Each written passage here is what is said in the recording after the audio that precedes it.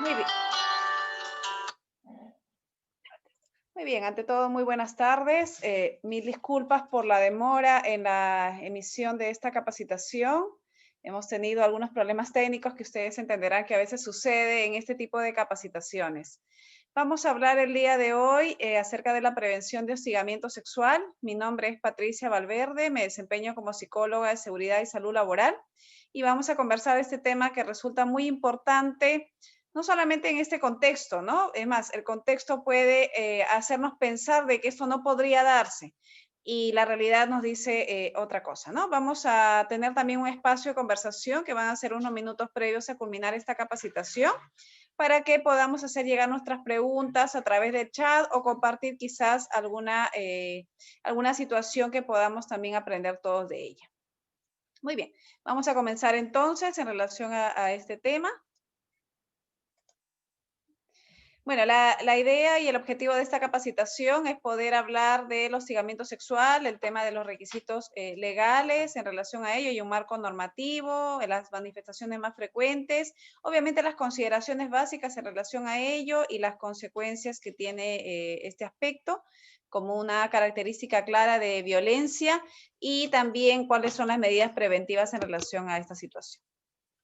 ¿Qué es lo que busca definitivamente la prevención del hostigamiento sexual en un entorno laboral? Como dice ahí, gestionar un espacio de trabajo o ambiente de trabajo saludables, adecuados, armoniosos, ¿no?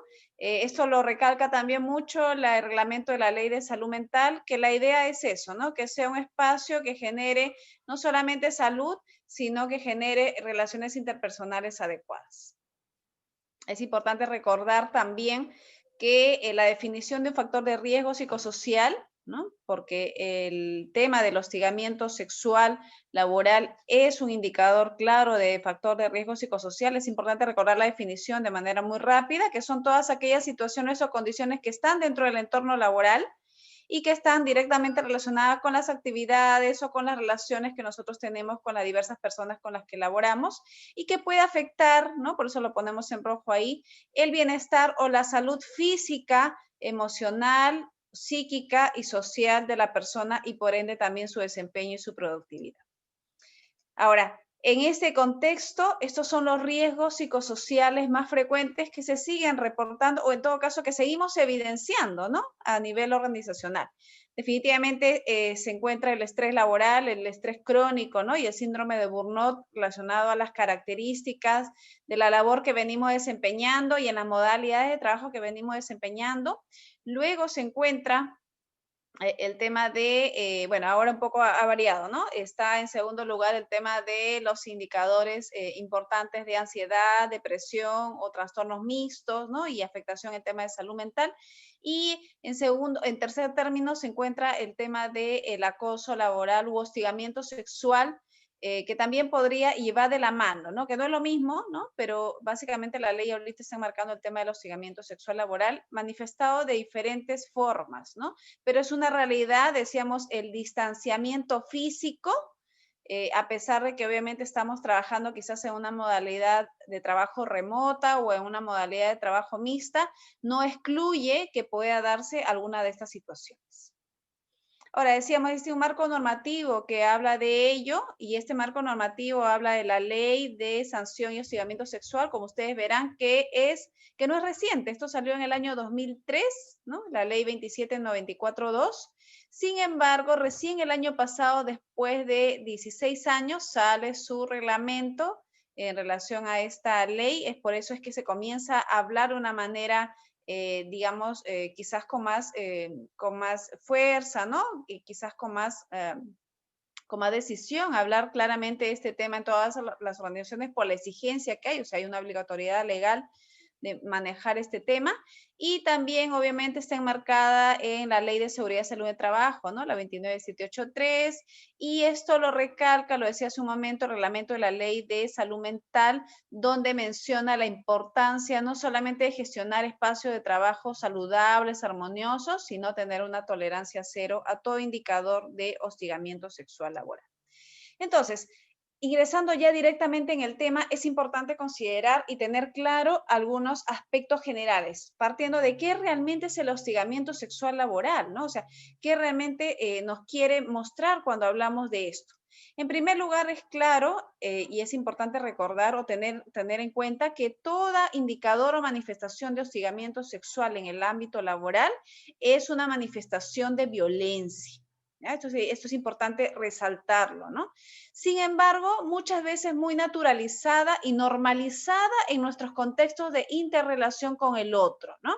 ¿Por qué? Porque obviamente nos hemos relacionado así, ¿no? Porque muchas personas dicen, esta es la manera en cómo yo me relaciono con el otro, esto lo hemos hecho siempre o muchas veces de esta manera y nunca ha pasado nada, ¿no?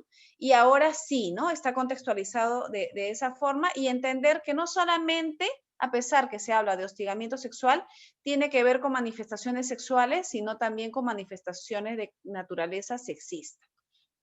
Otro aspecto muy importante a considerar es que es una situación que es algo no deseado. Esto quiere decir que es algo que la persona no desea, no quiere, ¿no? No acepta, aunque muchas veces esta aceptación no siempre es explícita, perdón, esta no aceptación no siempre es explícita, es decir, las personas, en este caso las víctimas de hostigamiento o la persona hostigada, no siempre menciona que efectivamente no le agrada o no le gusta, ¿no? Lo que a veces hace que a veces uno pueda decir, pero nunca lo dijo, nunca lo mencionó, nunca le pareció, nunca dijo que no le gustaba que yo hiciera este tipo de comentarios o de bromas o de preguntas, ¿no? Entonces, algo importante que recalca la ley y el reglamento es que uno, tiene que ser algo que no deseado, no requiere que haya un rechazo explícito, ¿no? ¿Y por qué no hay un rechazo explícito? Por varias también razones, ¿no? Porque muchas veces las personas que sufren este tipo de situaciones tienen temor, ¿no? Temor a que no le crean, temor a no ser escuchados, temor a perder un trabajo, temor de repente a ser expuestos, ¿no? O sentirse culpables, ¿no? O sea, hay un halo también importante en relación a lo que envuelve estas características, ¿no? Temor de repente a ser ridiculizado o a ser avergonzado sobre estos temas, ¿no? Entonces es importante también considerar eso. Y algo también importante es que no requiere que sea reiterativo. Basta con una manifestación de ella en la cual yo podría tener la posibilidad, yo si soy la directamente afectada o un tercero si estoy como testigo de presentar una queja, denuncia por temas de hostigamiento sexual, ¿no? Y decíamos ahí claramente, dice, no, no siempre tiene que haber un rechazo expreso, a veces hay un rechazo implícito, ¿no? ¿Y cómo uno, Patricia, rechaza implícitamente? Uno lo que puede hacer es evitar, ¿no? Porque tenemos este mecanismo de defensa de poder evitar, es decir, no, digamos, intentamos no conectarnos, intentamos relacionarnos lo menos que podamos, ¿no? Intentamos de repente no, si hay ya, digamos, un trabajo presencial, intentamos de repente no compartir espacios, digamos, similares, ¿no? O en donde se encuentra la misma persona, ¿no? Entonces, también son formas, ¿no? De mostrar un rechazo implícito en este caso. Otro aspecto importante es que se va a generar siempre un ambiente tenso, desagradable, intimidatorio, ¿no? Porque yo no voy a poder desempeñarme abiertamente, no voy a poder desempeñar abiertamente mis competencias, mis habilidades para el puesto que me desempeño en mi organización, ¿no? Entonces me voy a sentir limitado, voy a sentir un ambiente, decíamos, hostil, ¿no? En el cual a veces voy a intentar evitarlo o voy a intentar alejarme, ¿no? O voy a sentir un ambiente también humillatorio, ¿no? Porque va a afectar, no solamente afecta uno de mis derechos, como es el hecho de trabajar en un ambiente agradable, sano, ¿no? Saludable, sino es pluriofensiva porque afecta muchos derechos, afecta mi derecho a la intimidad, afecta mi derecho a mi salud en general, porque decíamos, no solamente va a vulnerar mi salud emocional o mi salud mental, sino puede afectar también temas de salud física y mi salud también social, ¿no? Porque también puede haber que yo me atrevo a hablar de este tema o lo converso, o de repente me atrevo a hacer una denuncia y voy a tener un poco la reacción de mi grupo de trabajo, de personas con las cuales yo laboro en una misma área y me van a decir, bueno, ¿qué has hecho? Generas enfrentamientos innecesarios, o mira, si esta persona de repente, no es tan complicada, yo no sé por qué tú de repente, a veces hay personas que dicen, no, porque a veces levantas polvo donde no hay, ¿no? Son comentarios a veces muy coloquiales, que a veces uno puede usar y vas a tener también esta afectación. Y a veces no podemos saber el impacto, ¿no? Hasta no, de repente, ¿no? Como hemos estado ya haciendo algunos casos, cuando antes de la pandemia hemos estado realizando pericias psicológicas, no podemos saber el impacto, el daño y sufrimiento que esto puede generar en la persona afectada o en la víctima, porque a veces uno puede pensar que esto no impacta o porque solo sucedió una vez o porque solo fueron algunas veces o solo fueron bromas, ¿no? Entre comillas, o solo fue un malentendido. No podemos a veces medir, decíamos, a veces nuestras acciones o las consecuencias de otras acciones, a veces el impacto es mucho mayor de lo que uno pueda considerar y el sufrimiento y el daño y la afectación a veces puede ser muy significativo. Para que haya una situación, un contexto de hostigamiento sexual laboral, vamos a hablar siempre de dos protagonistas, como todo círculo de la violencia, ¿no? Siempre va a haber una persona que es el hostigador y otra persona el hostigado, ¿no? Una persona que es el que genera la violencia y otra persona que es la víctima, ¿no? Entonces siempre vamos a generar, algunos hablan de algunos perfiles, pero podemos hablar de algunas características generales, ¿no? Una persona hostigada es una persona con una afectación a nivel de su autoestima, con limitadas habilidades interpersonales, socioemocionales para poder también manejar la situación, ¿no? Una persona que también puede venir de un entorno de situaciones de violencia cercanas, ¿no? Es decir, en su ambiente más cercano, como puede ser un ambiente familiar, como también hemos encontrado, esta es una característica en las pericias psicológicas, ¿no? Y un perfil o unas características de un hostigador es aquella persona que a veces tiene esta suerte de popularidad, ¿no? De aceptación del grupo, de, digamos, de poder un poco, no discernir, sino poder elegir a esta persona a la cual va a hostigar, porque no hostigan a todos, ¿no? Se determina o se elige, ¿no? Porque también puede ser el hostigador o los hostigadores, ¿no? Entonces pueden determinar a estas personas que pueden ser las afectadas y quienes de repente no permitirían estas situaciones, ¿no? Entonces, hay esta suerte así de ser una persona intimidatoria, una persona que aparentemente en un inicio hay una preocupación por el otro, pero a veces esta situación se trastoca y se vuelve una relación, decíamos, de hostilidad e intimidación. Ahora, hay una serie también de mitos, ¿no? Y verdades que son, muchas veces son creencias reforzadas en el tiempo, creencias socioculturales en relación al tema de hostigamiento sexual. Acá vamos a mencionar algunas, pero realmente hay un grupo importante también de creencias sobre ello, ¿no? Un mito muy generalizado es creer que el hostigamiento sexual solo ocurre en algunos trabajos, ¿no? O para algunos puestos, que solo ocurre para aquellos que son de repente personal administrativo, las secretarias, ¿no? Cuando realmente esto puede ocurrir en todo tipo de puestos de trabajo, operativos, administrativos, ¿no? De apoyo, de soporte, es decir, cualquiera puede verse expuesto a esta situación.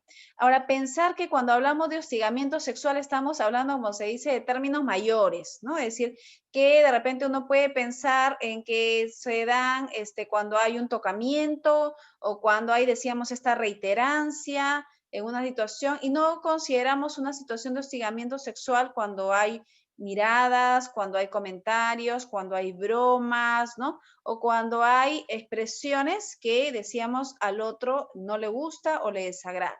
¿Ya? Otro aspecto, pensar también que a veces uno dice, no, pero son simples subiditas de tono, ¿no? Eso es para amenizar el día, para amenizar el ambiente de trabajo, ¿no? O para amenizar la reunión que estamos teniendo virtual y que a veces puede ser un poco ahí dura, ¿no? Fría porque estamos de una computadora, ¿no? Ojo, ¿no?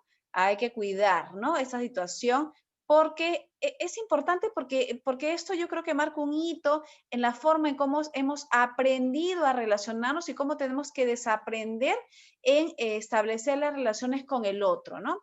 Recuerdo mucho una vez es más, alguien del comité de intervención, ¿no? Que es el que va, digamos, a tomar acciones cuando se presenta una queja, me decía, Patricia, pero yo suelo hacer bromas en doble sentido y la verdad de mi grupo nunca nadie ha dicho que no le gusta, ¿no? Entonces, ¿podría ser considerado es un tema de hostigamiento sexual? Yo le decía, bueno, ¿y tú cómo? Yo te hago dos preguntas, le dije, ¿no? Una, con lo que estamos mencionando, ¿qué tú crees, no? Y dos, ¿cómo sabes tú que a las personas realmente no les gusta, no? O sea, el hecho que las personas no lo digan no quiere decir que a las personas no les agrade, ¿no? Entonces decíamos, esto marca una forma de reestructurar, ¿no? Aspectos básicos en temas de las relaciones con el otro, ¿no? Y otro aspecto también creer que solo las mujeres son hostigadas, ¿no? Las mujeres jóvenes, bonitas, muy curvilíneas, ¿no? Son las únicas hostigadas. También esto es otro gramito, porque puede ser hostigado cualquier persona, varón, mujer, persona de otra orientación sexual, ¿no? Persona joven, persona adulta mayor, pueden ser hostigados, es decir, cualquiera podemos vernos expuestos. Imagínense, y también, ¿no? Esto nos hace ver una situación de creencias en relación al tema de género, pensar que solamente estas situaciones puede ocurrir hacia un grupo, ¿no? O hacia, decíamos, las mujeres y no a los varones, cuando, digamos, cualquiera verse expuestos, y imagínense, si para nosotras las mujeres es complicado, ¿no? Las estadísticas hablan, aunque podría hablar también de un subregistro, que el grupo más, digamos, más afectado en tema de hostigamiento son las mujeres, y esto es difícil evidenciarlo también. Imagínense para un varón, ¿no? Hablar de este tema o comentarlo o exponerlo, ¿no? O para una persona de una orientación sexual diferente. Entonces, estamos hablando que no es un tema fácil, como toda situación de violencia, ¿no? Volver a recalcar que esto es una manifestación de violencia en un entorno de trabajo. Ahora, las manifestaciones son inmensas, ¿no? O sea, se abre un abanico grande, importante sobre el tema de estas manifestaciones. Vamos a encontrar manifestaciones desde piropos, ¿no? Desde bromitas aparentemente sin mayor impacto, desde bromas en doble sentido, desde comentarios sexuales obscenos, desde preguntar, ¿no? Esto es algo que vi en una de las pericias, preguntar sobre la vida sexual íntima de la persona, ¿no? Pero Patricia, nosotros tuvimos una relación, ¿no? Amorosa, sí, pero ya no lo tienes, ¿no? Y proteger tu privacidad es un derecho, ¿no? Entonces, vulnerar esto, preguntar o exponer, por ejemplo, situaciones que se dieron de repente antes en una relación a través de comentarios, videos, fotos, es una situación clara de hostigamiento sexual. Difundir rumores sobre las personas, ¿no? Llamadas, correos, WhatsApp, ¿no? De contenido sexual o que no estén directamente relacionados con, digamos, con aspectos laborales, invitaciones, ¿no? Represalias frente a la persona que no quiera acceder a estas invitaciones, digamos, a cambio de, digamos, renovar un puesto de trabajo, de un aumento de sueldo, de repente de un ascenso, ¿no? Esto es algo también, digamos, que se da, ¿no? Frente a la negativa existe una represalia, ¿no? Y eso se convierte también en una situación de hostigamiento. ¿Qué más, no? Imágenes, fotos, videitos, ¿no? Esto que parece, hoy creo que la mayoría tenemos siempre estos grupos de WhatsApp, ¿no? Para poder coordinar a nivel del trabajo, más aún ahora si estamos en modalidad remota o mixta, ¿no? Entonces, ahí por ahí, ¿no? A alguien se le escapa un emoticón, una fotografía, un videíto, ¿no? También, ¿no? Es una situación de hostigamiento o es una manifestación de hostigamiento sexual. Gestos, muecas, miradas, ¿no? Cartas, correos, toda situación que afecte. Ahora, cuando hablamos también, y bueno, ¿no? Ya de una manera más evidente, toda situación de una conducta física, es decir, aquella en la que yo busco este contacto deliberado e innecesario hacia el otro, ¿no? Me acerco más para enseñarle cómo ver un programa en la computadora, me acerco más porque veo que está tenso y le comienzo a hacer masajitos, lo rozo, lo peñisco, ¿no? O sea, es decir, un acercamiento excesivo, innecesario, frente a la situación que yo tenga que, digamos, establecer una relación o buscar deliberadamente estos espacios de quedarse a solas, ¿no? Recuerdo una de las pericias de una jovencita que trabajaba en una cadena de tiendas, que su supervisor, quien la hostigaba, buscaba estos momentos de encontrarla sola, ¿no? Cuando ella estaba ordenando los productos o cuando estaban preparando algunos productos que vendían, ¿no? En estas tiendas de comida rápida, mientras que no había público, ¿no? Y buscaba, ¿no? Y la justificación era decirle, bueno, quiero supervisar cómo estás haciéndolo, o déjame enseñarte, ¿no? A hacerlo porque no lo estás haciendo bien, ¿no? Entonces, buscar, ¿no? O buscar estos tocamientos innecesarios, especialmente en zonas muy íntimas, ¿no? De la persona o roces en los órganos sexuales. Ahora, ¿cuándo se convierte? Estas son todas manifestaciones, hace un momento la que hemos mencionado, de naturaleza sexual. ¿Cuándo se convierte en manifestaciones de naturaleza sexista?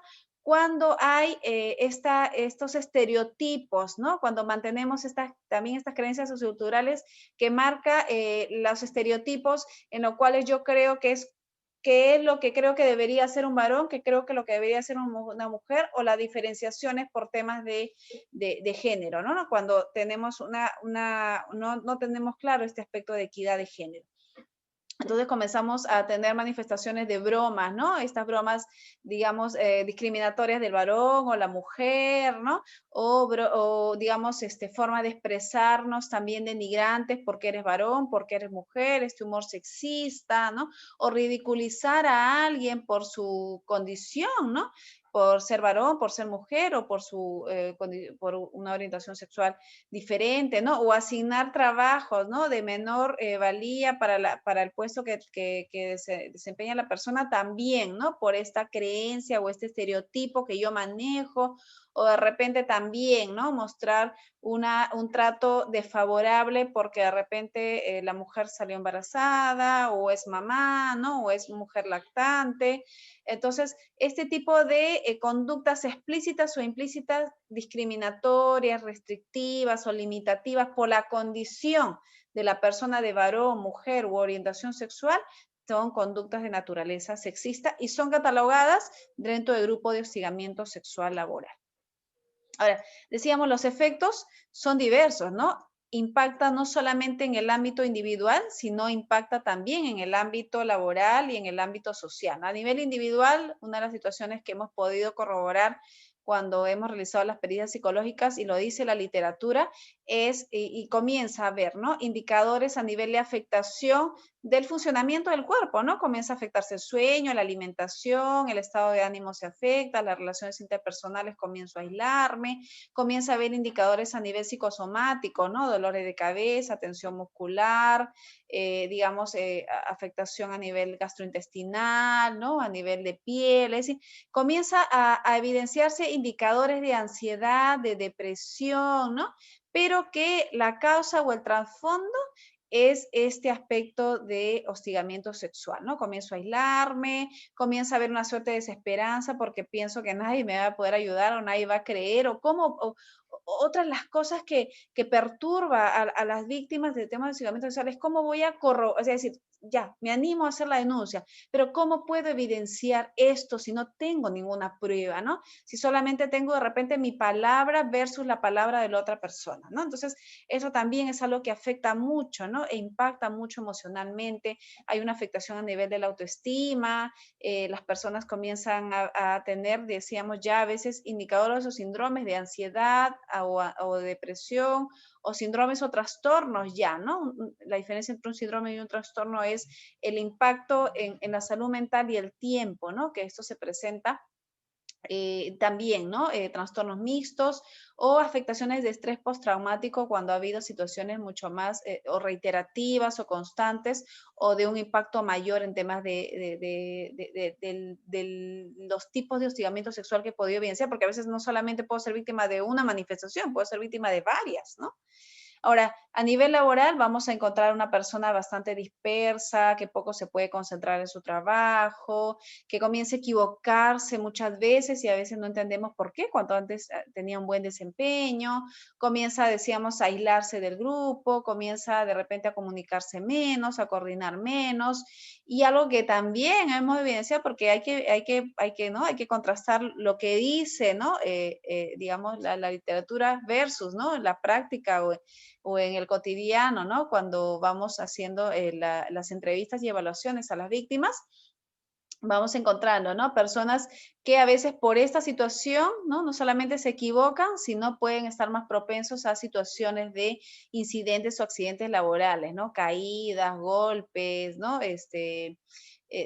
Alguna situación que se dé sobre ello, ¿no? Y a veces cuando el Comité de Seguridad y Salud en Trabajo investiga, sería importante también darnos cuenta si hay, ¿no? Alguna causa raíz relacionada al tema de factores humanos en relación a ello, ¿no? Y afectación a nivel social, porque decíamos, podemos encontrar rechazo, ¿no? A raíz de que de repente se filtró que yo he realizado la denuncia y comienza a haber un rechazo por parte de mi grupo, mis compañeros de trabajo, hay una afectación a nivel de mi relación de pareja, o de repente comienza a haber también, ¿no? Una suerte dentro del ámbito laboral, pero que también va a afectar en su ámbito social, comienza a haber una suerte de estar ahí, pero la verdad no estar o comenzar a ausentarme y esto va a afectar porque voy a comenzar a tener descuentos o un momento tomo la decisión de irme, ¿no? Renunciar, ¿no? Y esto va a impactar en el tema también económico, familiar, ¿no? Y en diversos aspectos. Muy bien. Ahora, ¿cuáles son las medidas preventivas que podemos tomar? Yo diría, lo clasificaría en dos tipos de medidas preventivas. Las medidas preventivas para todo el personal, como en el caso de ese grupo de ustedes, y las medidas preventivas especiales, específicas para el comité de intervención. Quizás para los que no sabemos, y un poco haciendo un refresco, el comité de intervención es el comité, digamos, elegido por la organización de una manera paritaria, que es el que va, digamos, es el que va a hacerse cargo del proceso de investigación de la mano con el área de recursos humanos frente a la presencia de una queja o denuncia por tema de hostigamiento sexual. Sin embargo, a veces su labor, claro, no quedaría ahí, ¿no? Hay otra labor que ahora la vamos a mencionar, a pesar que el reglamento especifica esto, ¿no? Directamente el tema de una función más reactiva, ¿no? Es decir, cuando ya hay una situación y tiene que haber un proceso de investigación. Entonces, la medida preventiva es definitivamente sensibilizarnos, ¿no? Decíamos con este tema, informarnos, saber que esto existe, que esto es real, que hay un marco normativo, que hay una obligatoriedad legal sobre ello, pero yo diría algo mucho más fino que ello. Yo diría, decíamos, sensibilizarnos en la manera, ¿no? O reflexionar en la manera en cómo hasta la fecha nos venimos relacionando, ¿no?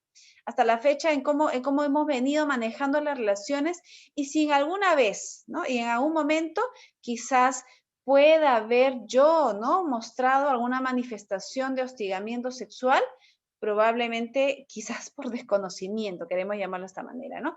Lo importante es acá que no se perpetúe esta forma, ¿no? Porque decíamos, en toda situación de violencia, lo que hacemos es creer que como es algo que se ha mantenido en el tiempo, ¿no? Creemos que esta es la manera de relacionarnos y por eso es que vamos normalizando la desviación, así se llama, ¿no? O sea, algo que no estaba bien, creemos que era la forma y lo vamos normalizando en el tiempo. Ahora, ¿qué es importante también? Una comunicación interna adecuada, ¿no? Dentro de la organización para no solamente saber qué es esto de hostigamiento sexual, sus manifestaciones, sino cómo y de qué forma podría yo presentar una queja o denuncia y cuál es el camino, la hoja de ruta, ¿no? Que en este caso me muestra el área de recursos humanos para yo poder hacerlo con la libertad y con la confidencialidad que se requiere. También es importante, obviamente, evaluar de una manera también, ¿no? Constante el tema del clima laboral, ¿no? Evaluar los factores psicosociales y los factores de riesgo psicosocial, ¿no? Para saber si existe alguno de ellos, porque basta que encontremos algún indicador, nos muestra ahí, es como un semáforo, nos muestra ahí como una alerta roja, decirnos algo aquí no está bien y que es importante tomar acciones, ¿no? La capacitación como un aspecto preventivo, ¿no? Dentro del aspecto de la mejora en fortalecer competencias socioemocionales basadas en algo muy básico que se llama el respeto, la consideración, ¿no? Y la confianza. Claro, la confianza se va a dar en la medida que haya respeto, ¿no? Yo siempre manejo una frase que lo repito, pero que particularmente en mi día a día me sirve mucho, ¿no? Yo digo siempre, cuanto más confianza tienes con la persona, menos la expones, menos la vulneras, menos las dejas de respetar, ¿no? Entonces, si quisiéramos armar un aspecto de unas relaciones interpersonales adecuadas, siempre tenemos que considerar que lo primero o la base en este aspecto es el tema del respeto mutuo. ¿Qué más, no? Y generar aquellos mecanismos de protección, ¿no? Cuando, digamos, se presentan estas quejas y cómo, ¿no? Y cómo es que se puede dar si de repente en mi organización hay un servicio tercializado de pronto, y entonces cómo es que esta persona, si hay un momento de una manifestación de hostigamiento sexual por parte de aquel que brinde servicio tercializado o por parte de alguien, ¿no? A quien le están brindando el servicio tercializado se pueda dar. Estas son también políticas que se tienen que interactuar con aquellas organizaciones con las que tenemos este tipo de servicios, ¿no? El Ministerio de Trabajo estableció, ¿no? En ello una línea, que es la línea de Trabaja sin Acoso, que es la 1819. Es una línea gratuita de orientación psicológica y legal frente a las manifestaciones de este tipo y que uno pueda, digamos, considerar. También sacó un manual muy interesante, ¿no? Una guía muy práctica también de trabajo sin acoso que nos permite también tener la claridad sobre este tema, ¿no? Ahora decíamos, la otra medida importante va directamente relacionada con el comité de intervención, que es un grupo humano que requiere no solamente, digamos, constituirse, aunque claramente por el marco legal se constituye, ¿no? Cuando ya hay una queja, una denuncia para hacer el proceso de investigación y que requiere, ¿no? Obviamente saber una metodología también de investigación, porque claro, no es que tengan también todo el tiempo, ahora vamos a ver, les dan un tiempo máximo, ¿no? Para que hagan el proceso y emitan un informe con las recomendaciones necesarias, sino también creo que tienen una labor preventiva, proactiva, es decir, antes de que suceda, cómo yo puedo también orientar, acompañar, ¿no? De repente a alguien que ya me reconoce como parte del comité y me pregunta y me dice, Patricia, mira, esto está pasando, ¿tú crees que esto es un tema de hostigamiento? ¿O qué puedo hacer, no? O cómo puedo manejar esa situación. O sea, también, ¿no? La labor del comité de intervención considero que debe ser proactiva y también reactiva, ¿no? Y la importancia de capacitarse en ello. Ahora, ¿qué hacer cuando se presenta una situación de hostigamiento sexual? Lo primero que hemos dicho es presentar la queja. ¿Dónde presento mi queja? Mi queja la presento en la Oficina de Recursos Humanos, bajo los canales que previamente el área de Recursos Humanos tiene que informar o ya se les informó, ¿no? Entonces, el área de Recursos Humanos levanta un acta o un oficio que tiene que ser documentada y en ese momento también informado de manera simultánea al Ministerio de Trabajo. También la queja la puede hacer un tercero, es decir, no necesariamente la persona, ¿no? Y cuando esto se da, se comienza a aperturar 3 etapas que ahora la vamos a ver, ¿no? Ahora, obviamente cuando se da el proceso de investigación se van a pedir evidencias, ¿no? Que es la manera en que yo puedo, digamos, mostrar que esta situación se ha dado. Ahora, podemos encontrar como evidencias la sola o la única declaración de ambas partes o de testigos que se haya, obviamente imágenes, documentos, capturas, ¿no? Grabaciones, y también, ¿no? Se está considerando el tema de las pericias psicológicas, psiquiátricas, médicas, ¿no? Grafotécnicas en relación a ello, ¿ok? Ahora decíamos en esta primera etapa, ¿no? La persona, lo dijimos un momento, presenta, ¿no? Su queja, ¿no? O su denuncia ¿dónde? Al área de recursos humanos. El área de recursos humanos, digamos, elabora un oficio, un acta, ¿no? De que esto se está dando. Y acá hay plazos, ¿no? Que establece el reglamento, que tiene un día hábil para brindar canales de atención médica y psicológica, si es que no lo tuviera dentro de la organización, de protección. Por eso se llama la etapa de protección. ¿A quién? En este caso, a la posible víctima, ¿no? Y tiene 3 días hábiles para dictar medidas de protección, de cuidado a la persona que presentó esta queja o denuncia, ¿no? Entonces, estos cuidados pueden ser desde cambiar al posible hostigador o hostigadora a otro espacio de trabajo, de suspenderlo un tiempo o también de poder cambiar a la persona, a la posible víctima, si es que así lo solicitaran, ¿no? También pueden considerarse como medida de protección el poder tener el apoyo del Ministerio Público, la Policía Nacional, si es que hubiera, digamos, una clara evidencia sobre la afectación misma de la vida, ¿no? O de la vida y salud de la persona. Luego de esto pasamos a una etapa de investigación donde el área de recursos humanos traslada, ¿no? esta denuncia o queja y toda la información que tiene a la mano al comité de intervención, es decir, es aquí donde se activa el comité de intervención, tiene un día para comunicarle al comité, el comité se activa y luego tiene unos 15 días calendarios para realizar todo este proceso de investigación y luego de esto poder emitir ya en la etapa de decisión un informe con lo que han encontrado, también con las posibles, ¿no? Porque el comité es básicamente asesor, no es decisor. Y con las posibles recomendaciones, ¿no? Con las posibles faltas, con la gravedad de la falta, con las posibles recomendaciones y las medidas preventivas, tanto a nivel individual, a nivel del área de trabajo y a nivel de la organización.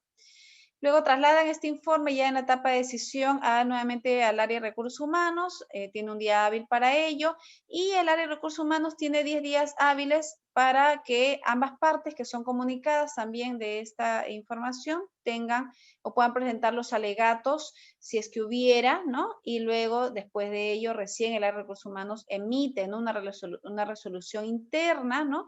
Que da por culminado el procedimiento y, digamos, y a qué se llegó, ¿no? Y cuáles fueron, digamos, las decisiones sobre ello. Ahora, también, ¿no? Es decir, puede, ¿no? No solamente manejarse esta situación de una manera interna, sino también puede, y, digamos, la víctima, si es que así lo considera, que no fue de repente una investigación muy objetiva, porque de repente era su jefe, era el gerente, ¿no? Era, digamos, una persona que tenía mucha ascendencia, ¿no? Puedo también, ¿no? Tomar la vía judicial y obviamente asesorarme legalmente y presentar mi denuncia en la comisaría, Ministerio Público o en el Poder Judicial, o en este caso también acudir a la SUNAFIR, que es la Superintendencia Nacional de Fiscalización, eh, digamos, si es que considera, ¿no? Por las leyes, ¿no? Porque, claro, ¿no? La SUNAFIR cubre en algunos casos a las organizaciones y en otros casos es servir, ¿no? También de su lado y para poder pueda realizar una inspección en el centro laboral si decíamos considero que no se dio de una manera muy objetiva todo este proceso. Algo importante también a considerar, ¿no? Básicamente esto se habla mucho con el comité cuando tenemos también las capacitaciones, es no permitir este proceso de revictimización, ¿no? Es decir, la revictimización es cuando yo vuelvo a vulnerar a esta persona que ya pasó, ¿no? Por esta suerte de afectación y hacer que la persona revivencie este recuerdo o estas situaciones que los afectan, ¿no? Entonces, hay diferentes maneras de que uno puede revictimizar y a veces no solamente uno lo hace y lo hemos podido encontrar en algunos comités y en algunas oficinas de recursos humanos, obviamente no lo haces con conocimiento de causa, ¿no? A veces lo haces por desconocimiento y con el único fin a veces de agilizar los tiempos que te da el marco normativo. Y a veces lo que hacemos es cariar, a veces lo que hacemos es, digamos, minimizar lo que la otra persona nos comenta, a veces hacemos que la persona exponga, ¿no? O presente sus declaraciones muchas veces a muchas personas, o a veces lo que hacemos, según nosotros, para tomar evidencias, tomamos fotografías, ¿no? Entonces, hay muchas maneras en que podemos revictimizar y esto es importante. También lo dice el reglamento, tener mucho cuidado en que esto no se dé. Muy bien. Vamos entonces a pasar a las preguntas, si es que hubieran en relación al tema que hemos mencionado, ¿no? Nos gustaría de repente saber si alguien pudiera comentarnos, por favor, algo que deseemos de repente o algo que no quedó muy claro. Sería importante usar el chat, ¿no? O el área de preguntas-respuestas para poder hacer llegar alguna inquietud o de repente comentar, ¿no? También alguna situación en la que todos podamos aprender.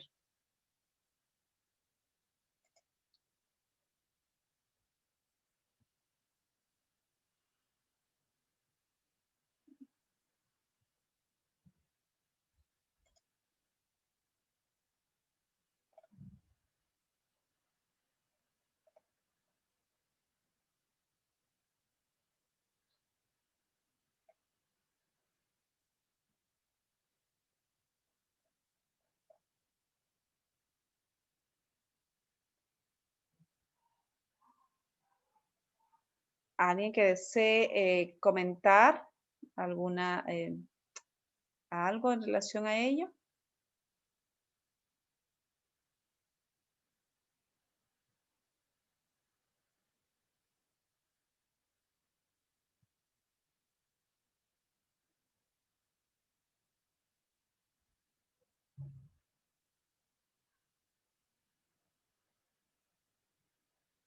Muy bien, por aquí pregunta, ¿no? Dentro de las actividades de comité o recursos humanos hay una programación anual de las evaluaciones psicológicas al personal. Em, no sé si se refiere a una evaluación psicológica a todo el personal o a las personas que son parte de un proceso de investigación. No, no me queda claro. En general. Ah, ok, ya, perfecto. ¿No? Dentro de las actividades, no, no está especificado, pero claro, toda buena práctica, o sea, todos sabemos, ¿no? Que el marco normativo nos da como que esto, ¿no? Como los aspectos generales, ¿no? Ahora, definitivamente cada organización tiene realidades diferentes y obviamente cada uno conoce directamente a su propia organización, ¿no? Es decir, podría ser una buena práctica también dentro del aspecto preventivo pueda tener un legajo o una evaluación, ¿no? De algunos aspectos en temas de perfiles, ¿no? Si queremos llamarlo así, psicológicos de todo el personal y ver ahí algunos indicadores a trabajar de pronto, ¿no? O sea, yo creo que toda situación que no se desliga de este aspecto, sino decíamos, se considera como una medida previa a y no cuando esta ya se presentó, yo creo que suma, ¿no? Dentro del aspecto de poder trabajar. Ok, muy bien, sí, gracias a ustedes. No sé si hubiera alguna otra pregunta. ¿Qué pasaría si recursos humanos no se, no te toma en cuenta en lo sucedido? Ah, ok. O sea, a ver, esto es importante, ¿no? Qué buena pregunta. O sea, el área de recursos humanos tiene la obligación de acoger tu denuncia o tu queja, ¿no? Si esto no fuera acogido y no conociera los canales de cómo presentar esto, es decir, esto salió en noviembre, sí, si mal no me equivoco, en noviembre del año pasado, ¿no? Han tenido, imagínense, ya estamos un año, ¿no? Un año realmente de lo que ha pasado y claro, cuando salió el reglamento, muchas organizaciones comenzaron, ¿no? A capacitar a su personal, el área de recursos humanos a organizarse, a ver esta manera, a poder, ¿no? A fines de enero de este año fue el plazo límite también para constituir su comité de intervención, pero bueno, si esto no se dio, es importante regularizarlo, restaurar eso, ¿no? Si no, hasta la fecha esto no se ha hecho, hay una grave falta, ¿no? Que obviamente tiene que ser tipificado y está tipificado dentro de las faltas, del aspecto de SUNAFIL, porque tiene también protocolo de fiscalización, ¿no? No sé si Servir tiene un protocolo de fiscalización cuando esto no se da, pero si hubiera el caso de que no acogen una queja porque a pesar de que tienen los canales y los medios, ¿no? De conocimiento previo para todo el personal, habría una grave falta, ¿no? Sobre ello y que puedo yo encontrar otros canales, ¿no? De presentar mi queja que puede ser al Ministerio de Trabajo o a la entidad, dependiendo de la ley que nos acoge, ¿no? Sea por el lado de Servir o sea por el lado de SUNAFIL, puede presentar esto, es importante, ¿no? O sea, está tipificado también, ¿no? O sea, hay eh, a nivel legal hay también un marco normativo en el aspecto también penal, ¿no? Sobre el tema de, digamos, cuando hay una omisión administrativa sobre no considerar esto que está, ¿no? Que está tipificado, ¿no? Muy bien. ¿Alguna otra pregunta?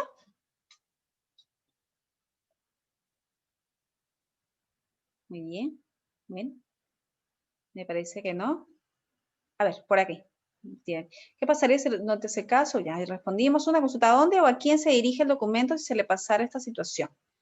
Ok, si uno tuviera una situación como esta, volvemos a repetir, tenemos que tener en nuestra área, en nuestra oficina de personal o nuestra área de personal o nuestra área de recursos humanos, como se haya determinado en nuestra organización, tenemos que tener alguna forma de hacer llegar esta queja, ¿no? Si yo estoy, Patricia, pero estoy en trabajo remoto, ¿cómo puedo hacer llegar? Tiene que existir alguna modalidad en la cual yo pueda llamar, tener una línea o pueda presentar mi queja por vía virtual y se comunican conmigo, ¿no? Es decir, tenemos que encontrar esta manera, ¿no?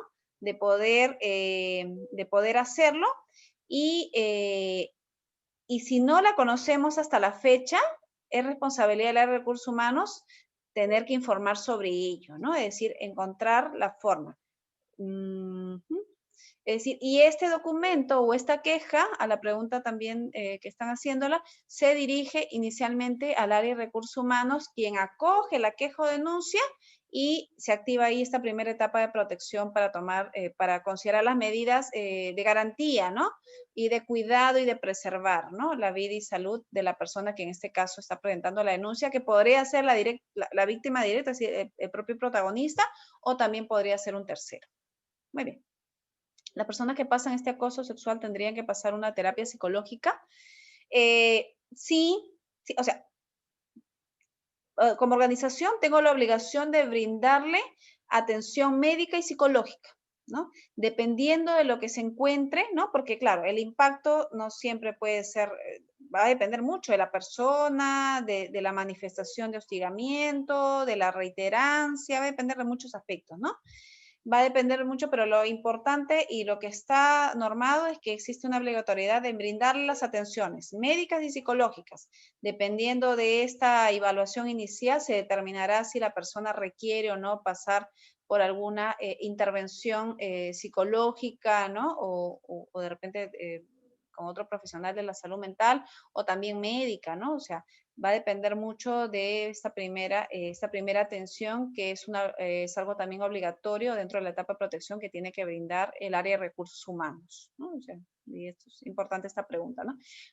Cuando hablamos de las pericias psicológicas, que en este caso hemos participado en varias pericias psicológicas cuando ya han presentado sus quejas, esto es diferente, ¿no? A la intervención. En la pericia psicológica lo que hacemos es generar la evidencia de aquella persona que presentó la queja o denuncia para generar este documento, ¿no? Este documento que respalde que no solamente que esta situación se dio o no se dio, sino el impacto en temas de salud mental, ¿no? Que es diferente, ¿no? Una situación es la atención psicológica para salvaguardar, es como los primeros auxilios, ¿no? Psicológicos que les das cuando una persona sufre esto, y otra cosa es generar la evidencia a través de una pericia psicológica. Muy bien. Muy bien. No sé si ya no hay más preguntas, me parece que no. Muy bien, y para culminar, solo quisiera dejarles con esta reflexión, ¿no? Entonces, realmente, ¿de qué me pude dar cuenta de todo esto? ¿Era una información nueva? ¿Ya la conocía? ¿Cómo esto lo puedo relacionar en mi día a día, en mi cotidiano, en mi ámbito laboral o en la forma en cómo yo también me relaciono con el otro, ¿no? Y cómo en este escenario podemos también hacer evidente de que esto, decíamos, es un factor de riesgo que no se ha excluido, que no se ha ido, que no se ha apartado, ¿no? Sino que cómo en estas condiciones podemos también gestionar buenas relaciones o podemos comenzar a aprender a relacionarnos de una manera adecuada. Muy bien, muchas gracias por su tiempo. Nuevamente disculpas por el retraso y que tenga muy buenas tardes. Muchas gracias.